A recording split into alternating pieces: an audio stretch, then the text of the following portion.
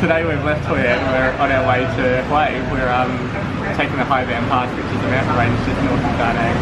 It's supposed to be a spectacular road. It's the road that they took on the Top Gear Vietnam special.